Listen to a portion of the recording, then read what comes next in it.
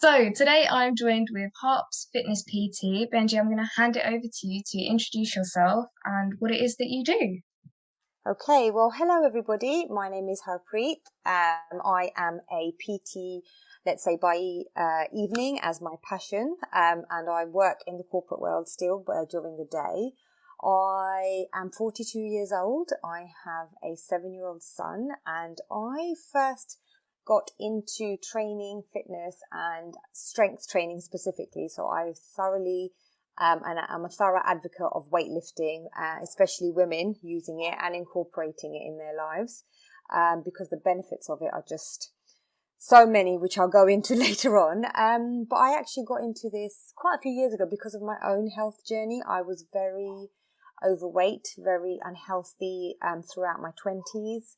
And basically found a love of fitness and training back then. I think it was probably my late 20s, I would say, and I've never really looked back. Yeah, I guess that's my intro. No, that's perfect. And you stressed women in that. Why women specifically? Because I know on your Instagram as well, you've mentioned that you do this for women. What was the thinking process behind that? In all honesty, okay, throughout I'd say about 10, 15 years that I've been in my own fitness journey as well as in this industry of training. So I became a personal trainer in 2015 when I was on maternity leave with my son. And I've seen over the years how heavily influenced this whole fitness industry has been it's been male dominated, very much male dominated. I mean, I'd say over the past 4 or 5 years that has changed quite a bit. You know, I see a lot more women into exercising and trying to take care of their health, but I still see there's a huge gap between women and weightlifting, women and resistance training. And I believe that's one, because of a lack of knowledge, and secondly, I think there's an element of fear there because that industry or that area has always been dominated by males. So that's why I specifically train women, and I specifically educate women on how to do exercises such as weight training and looking after their health safely, to make them a better person for themselves as well as the people that surround them. Yeah, I think we can all agree, as women, walking into the gym for the first time is scary. So Yes, it can it's be good that so you're doing daunting. this.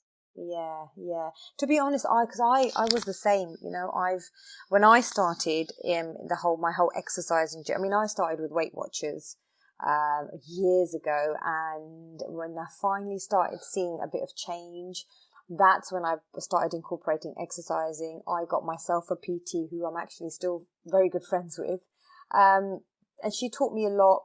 I started doing a lot of classes, but I noticed that I really geared towards classes, and I became quite a cardio bunny. I mean, don't get me wrong, Simon, any kind of exercise and something you enjoy is better than none. Like Mm. I'm a very big advocate of, you know what, we don't move enough as you know, as humans, as let's just say our cultures, especially in South Asian culture, Mm. we do not move enough, and I see the rise in metabolic diseases, you know, whether it's diabetes, whether it's, you know, we've got, you know, the high blood pressure is quite prevalent in our community.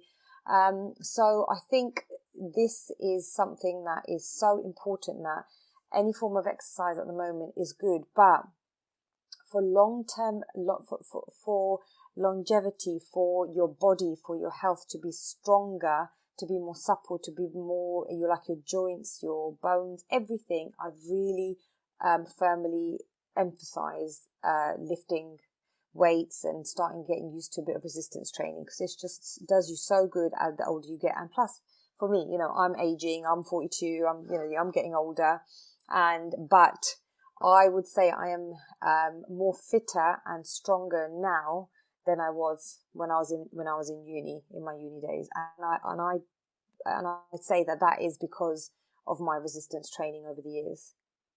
42 isn't old, Benji. God, I feel it. Kadi kadi tai dalag di dam flipping saw 102. But anyway, those are other. That's another podcast on its own. That's it. I'm gonna have you back to talk about age. So you spoke briefly about how it's so important for our community to start training, start going to the gym, or just keeping fit in general. Why is that? I know that up there we don't train enough, we don't keep fit, we don't move enough. And you spoke about there being like diseases of some sort as well. Yes, so at the moment, if we have a look at it and we look at research and we look at numbers, and I mean, I'm not going to go into too much of it. Like, one, people will probably switch off the podcast, and secondly, they'll be like, okay, she's a bit of a nerd. I am a bit of a nerd in that respect, but basically, the Black community and South Asian community, we are at higher risk of certain, metabolic diseases, one being diabetes. If you have a look at, and it's got a lot to do with our makeup and the way we are, but it's also a lot to do with, now it's getting worse because of our diets, the nutrition we're eating, the lack of movement, and it's kind of catching up with all of us. I think the other aspect of it is as well, there is that part where women in our culture, we put ourselves last. And I think there's a lot of us are quite used to it. We're mums, we're daughters, we're sisters, and those roles always come before ourselves.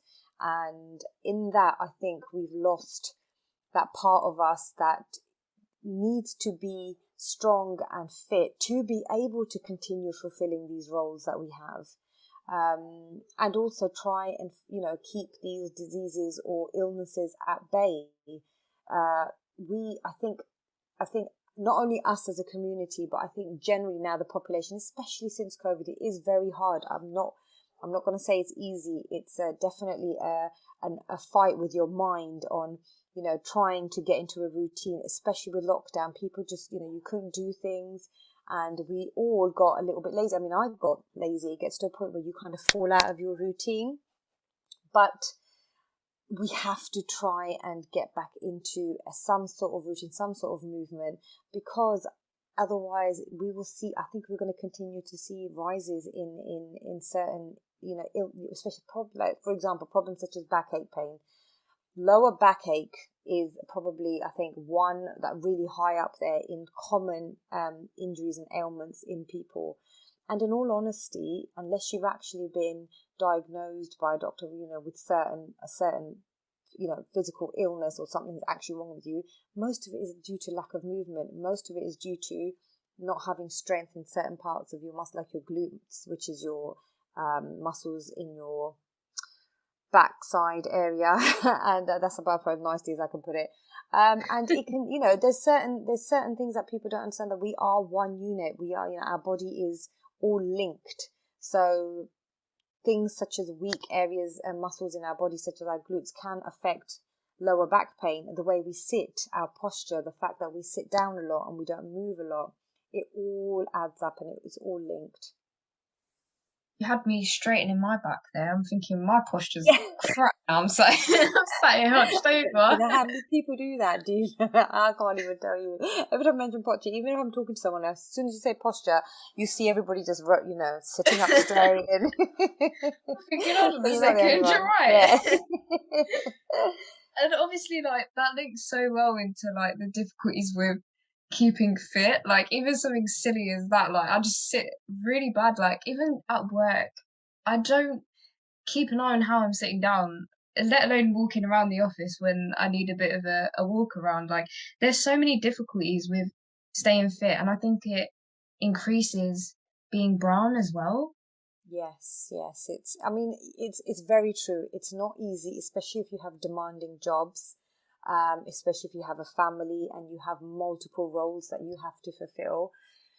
But there comes to a point, Simon, where we have to, you have to give a little somewhere, because if we continue as a community, or even as a race, to continue to be the way we are, where we don't move enough, we sit for too long, we're constantly I wouldn't even say constant eating. I'm saying more of, relying on quick fixes, whether that's fast food, whether that's, I'm going to try a diet tea to try and lose some weight. And our problem is that we try and fix things quickly. We are more, this is my opinion only, I believe we are more of a race that are now happy to pop a pill for something than actually figure out what is the root cause and how can I fix this without involving medication, if it is fixable without medication. And sometimes, things that can be fixed with lifestyle changes, with changes that are you surround yourself with, like especially mental changes. Mental health is so important in all this as well. If your mindset is not cared for, is not in the right frame of mind, it's very hard to physically get up and move. You have to kind of work at everything a little bit. But that's why I really say, there's a lot of pillars in our lives that we need to look at, and one thing at a time. We shouldn't try and tackle everything. We shouldn't overwhelm ourselves, but we should try and get into one part of our lives to try and make it a little bit better, because then it has a knock-on effect with the rest. So, for example, sleep. Like, one thing I advocate with my clients especially is, sleep. Like, what time do you sleep? What time are you getting up? Do you have broken sleep? All of that then will affect, if you think about it, when we don't sleep well, the next day, how do you feel? We're groggy, we're tired, we get more hungry. And it's all then, that whole day can turn into a day that's, that could have been a little bit better if we just let's say slept like an hour early and got up a bit more refreshed. No, agreed. And you went into how your mental health can affect your physical health a little bit there. Would you agree that even your spiritual health would affect your physical health to some extent? Yes, no, I do agree. And I think they are all linked in such a way. And I know nowadays, meditation, the word meditation is thrown around, like a sweet or something, and things such as, mental health, that word is thrown around. But there's a part of it that we need to actually take seriously and think, okay, what so say, for example, for myself, if I over lockdown, I had my own period of a real mental trauma, mental health issues, and it was, as much as anybody else could say to me, snap out of it, for example, or try and help, you can get support. You can obviously, if there's people you can talk to, please talk to people and try and share that burden. But then there's also that part that you have to then take a little bit of control. When you get to the point you have to take a little bit of control of your own life and think, okay, what can I do to make this a little bit better? And I find the mental health aspect of it is then related to fitness and health, as well as spirituality, in terms of, well, okay, for example, going for a walk. Not only does that kind of refresh your mind and make you feel, it lessens that burden I find on your shoulders. You can get out, you can breathe the fresh air, you just think, that deep breath when you're just kind of letting it all go. That in turn, you're walking, it's helping out your physical health, and then spiritually connecting. Like, in all honesty, when I had to get back up again in terms of after everything that I went through over lockdown, I turned to Gurbani. I connected my mental, my spiritual, and my physical by walking, listening to Gurbani, and really understanding and releasing things that were causing me pain. So I do feel all of it is connected. Now let's flip that question. What would a poor physical health have as an impact on, like, how would it impact your spiritual mental health? Because I feel like it's so easy to say, if we're not doing good mentally and spiritually, then kind of everything else falls. But I feel like if we're not doing good physically either, it kind of has an impact on everything else in our lives as well. It really can. And I think what I believe that sometimes what happens is many of us, or some of us, get stuck in that vicious circle. It becomes this real circle. And poor physical health can turn around and look like, okay, so for example, let's just say, you don't exercise, you don't walk, you're in this routine of, you wake up, go to work, get the kids ready or not, go to work, you drive to work, you're sitting when you get in the office, or you're sitting at home working from home, and then you finish work, and then you're sitting in the car to get home, or, you're sitting at home ready to watching TV. Again, that then I find is that tiredness that you feel, it is, exacerbated, it's increased by not doing anything. So you get stuck in that circle. You're tired because you're not moving, but you're too tired to move.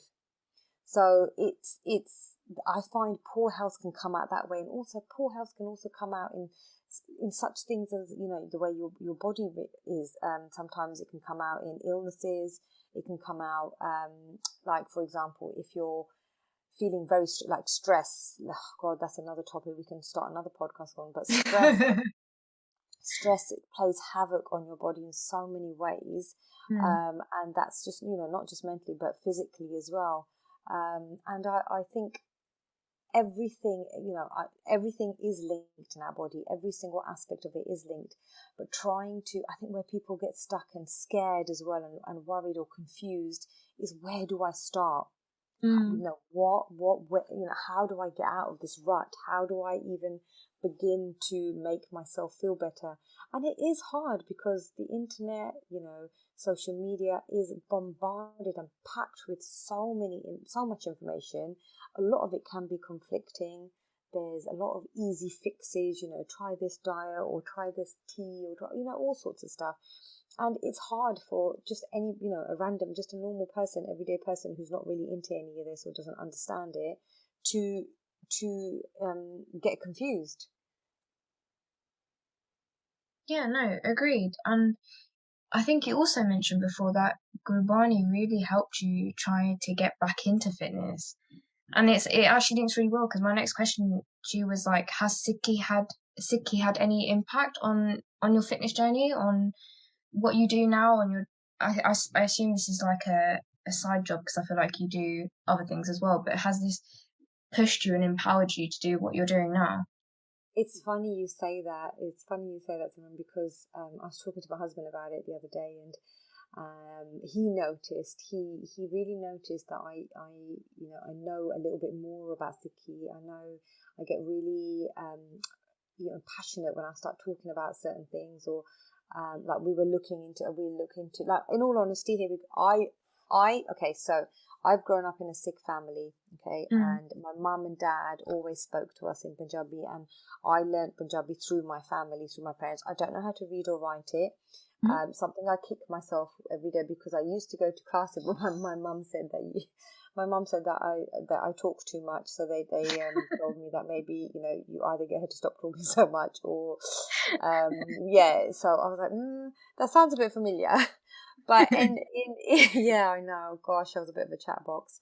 But I think it was I do now, it's as in the past couple of years as well, whether what's happened to me in my life has turned me towards it. I don't know what it is, but I feel like Sikhi I'm now waking up to how beautiful it is, how important it is, how things such as our Mool Mantar is our root and what we should live by. And in all honesty, I'm with a really great Sangat. I'm part of a club called Inspire Club, which is run by Rupinder Kaur from Asian Women Mean Business.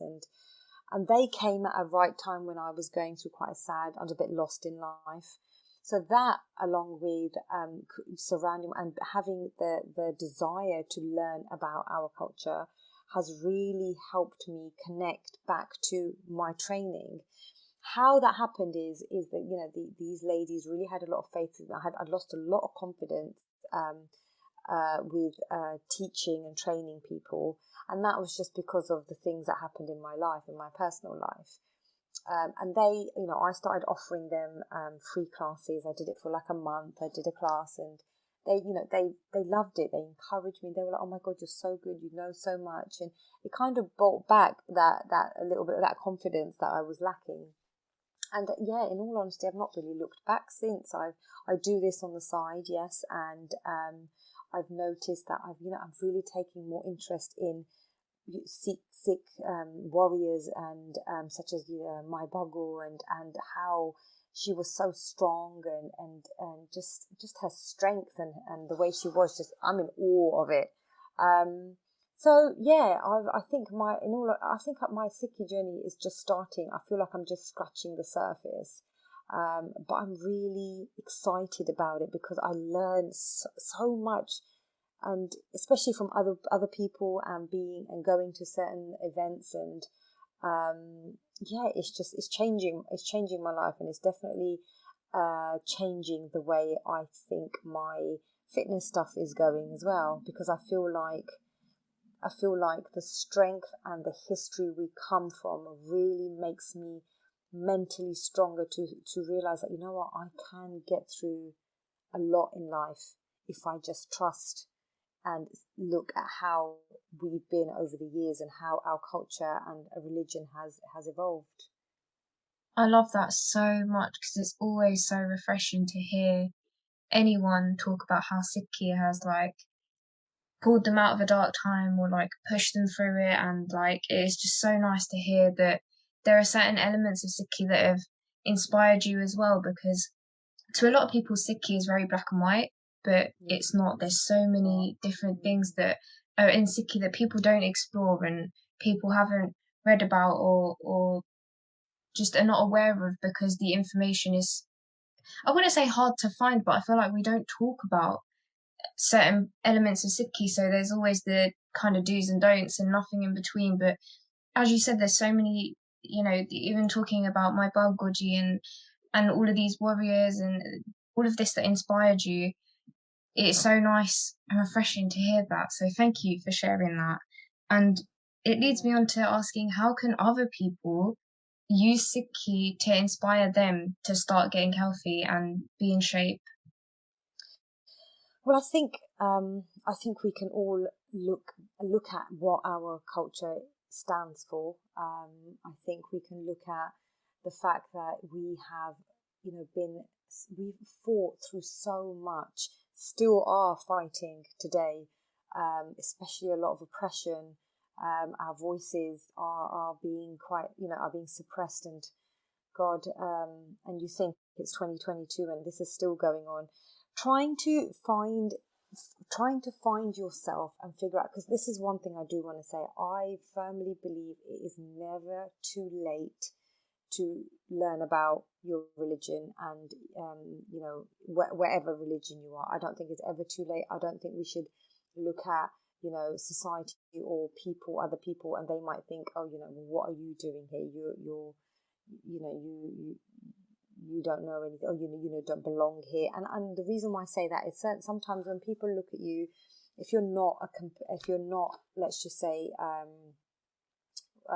if your hair is cut, and you still eat meat, or you're not a vegetarian, and then people sometimes think, well, really, how sick are you? Like, are you really sick if you're not following everything that is done by our religion?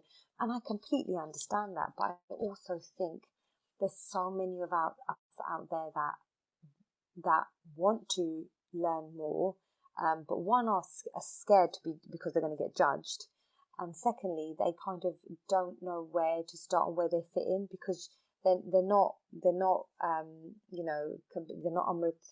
amritaris, they're not, they haven't done amrishak, or they don't come from a sangat that can help them with things. So I think it's really trying to figure out and finding your path, and I think the first thing is always surrounding yourself by sangat, and reaching out to people that are on this path as well. Like, for example, your podcast, or other people. There's lots of I find, especially on social media, there's so much more now that for Sikhi that is out there, and the resources that are out there now, and to use that then to figure out who you are, and then start on what do you enjoy, what brings you joy, and how can you relate that back to trying to stay healthy for yourself and your family.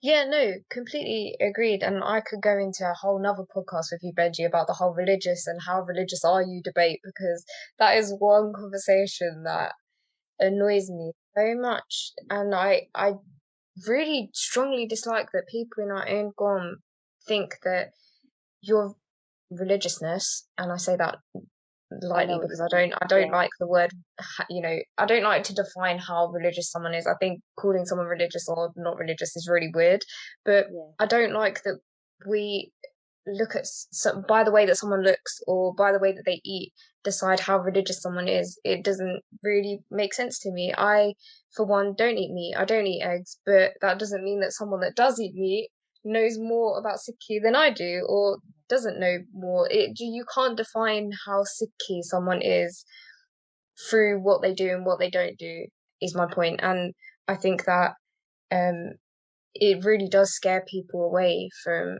Sikhi, but there is so much love and so much tranquility in Sikhi that people don't explore because of these things. And there needs to be a push out there for people, young, especially young community that are growing up with social media now and that are seeing all this, and they're starting to step back a bit. There needs to be more people saying, actually, no, do you know what? It's okay for you to start where you're starting. Everyone starts somewhere, and eventually you'll find the do's and don'ts that fit you best.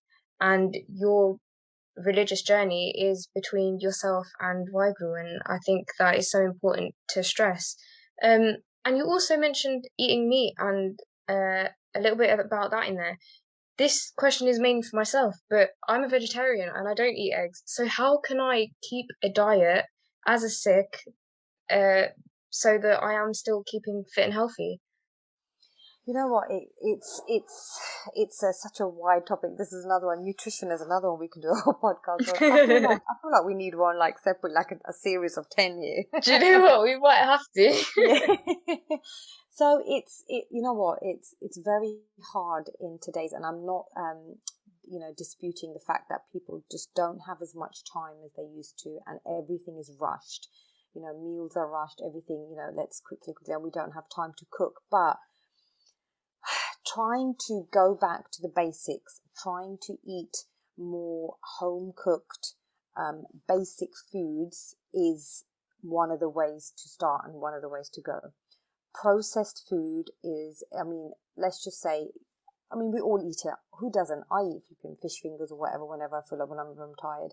So I'm not saying there isn't a place for it, but trying to eat most of the time in a more sort of like fresh, homemade way is one way of kind of reducing calories and knowing what's going in your food. I think that is one of the keys as well. When we grab things, or we go out, or we have freezer food or whatever it is, we don't actually know what's in it.